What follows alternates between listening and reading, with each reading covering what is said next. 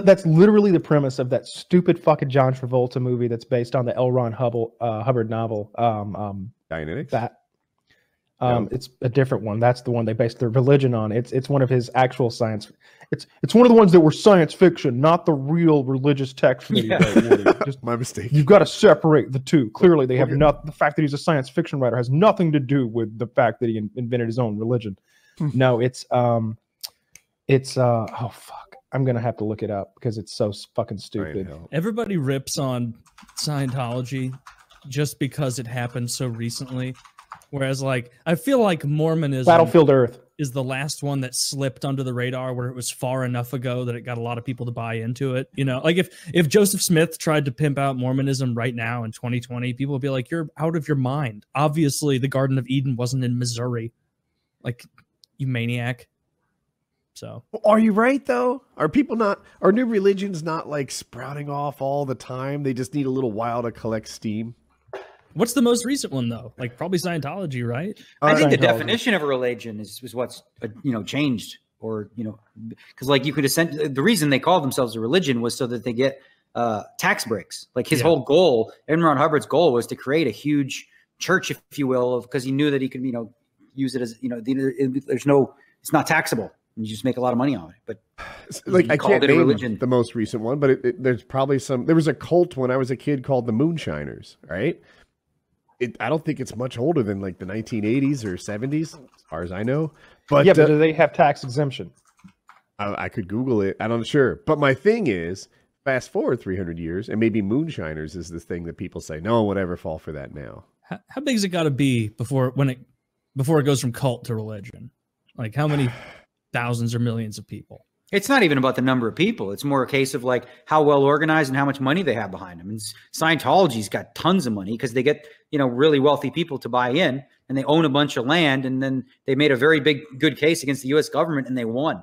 They were able to beat the government on this one and, register it as a religion that doesn't pay anything. I mean, it's just about size in terms of not less about size than it is about resources and money.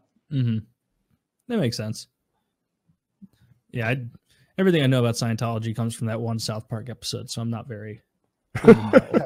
I got so into it when I was like in my early 20s, like reading all the Wikipedia stuff about it, and some websites that were actually telling lies about Scientology to make it seem even worse than it actually was. All the deaths that have happened, and the slave camps they have, and the people that they hold prisoner at times. I didn't know about that. Oh yeah, there's lots of nonsense going on with that stuff. There's a documentary called Clear that covers Scientology, where a lot of people, some actors who were in it for a long time, finally got out, and it's a pretty good look behind the scenes. And I've watched a ton of this stuff because I find it fascinating also.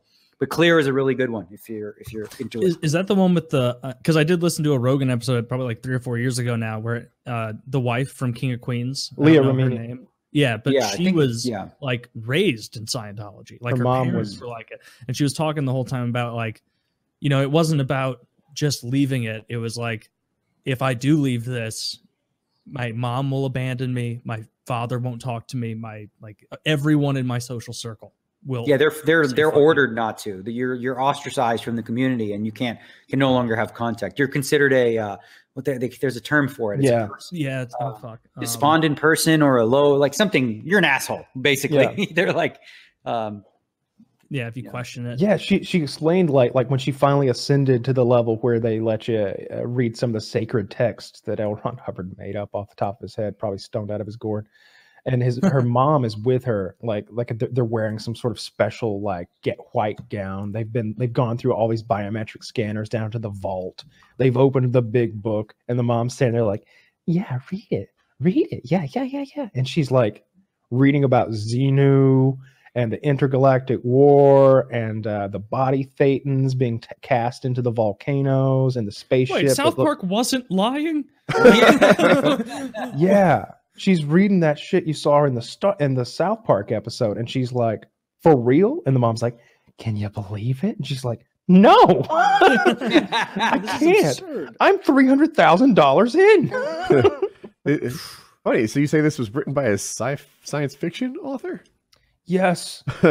Yes, this would be like if Gene Roddenberry just randomly started a religion in the 70s. Like nobody would have bought into that. The fact that he got away with it proves that he's one of the best con men ever. To transition from sci-fi writer to writing your own religious text and selling it as fact. And it happens to be so sci-fi based, right? It's about aliens. It's an intergalactic alien story. It's no more ridiculous than Star Wars. Like that's when you get deep and you're allowed to like have that cover you're access to that information. But at the outset, the reason that it works so well is because they mask it. It's just like, first of all, it's like an act in LA. What they did was like come for an acting class, right? Free acting class. Then at the end, they would try to like sell you on this thing. And when people would go, they would hook them up to a machine, which is like it's essentially a lie detector test. And then they would just have this person divulge a bunch of information about themselves, kind of like going to a therapist. Now, these people would feel good, right? Because that's what happens when you go to a priest or you go to whatever, when you like you let go of certain things, you feel good about yourself. So now they attach that to this program. The reason they keep all this stuff, because they record it and keep it, is so that they have dirt on you. Like Tom Cruise, perfect example. Like if he ever wanted to leave, they have these tapes they would release and they threaten him with it.